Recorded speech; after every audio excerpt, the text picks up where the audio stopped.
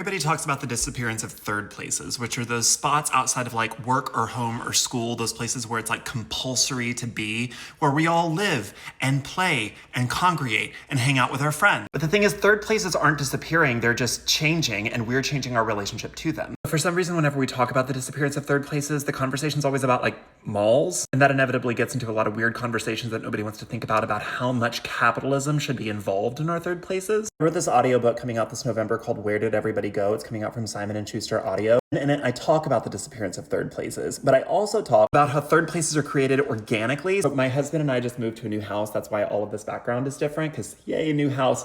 But one of the things that I really love doing is kind of going around and seeing where people congregate. And literally on the way to my new gym location, there is a McDonald's, and behind that McDonald's, every single morning for the last few weeks, ever since I moved here, I've seen, now obviously this has been happening long before I moved here, but I've seen these like guys, this like group of like old guys get up, they come, they get their McDonald's coffee, and they go and they sit in that back parking lot and pull up a bunch of folding chairs and sit around and catch up with one another every single morning. It's their morning routine. That parking lot is their third place. The idea of convenience stores and places like McDonald's being third places was actually first presented to me by Sherry Fippen. She's been a city planner for decades, which if you don't know what a city planner does, I didn't either. They're the people that like determine where we live, how we live, and what we're doing while we live there. They have a lot more say over our daily lives and like mixed use spaces and all of that than we think. And not only did I interview her for the book, but I also interviewed her for my podcast, Head on Fire. The new episode's out this week. Anyways, I'm really excited for you all to like get to listen to this book because the conversation about third places is a lot bigger and more nuanced and more organic than anybody ever talks about. Since we're talking about it, I'm curious, do you all have a non-traditional third place? Let me know. Thank you. Goodbye.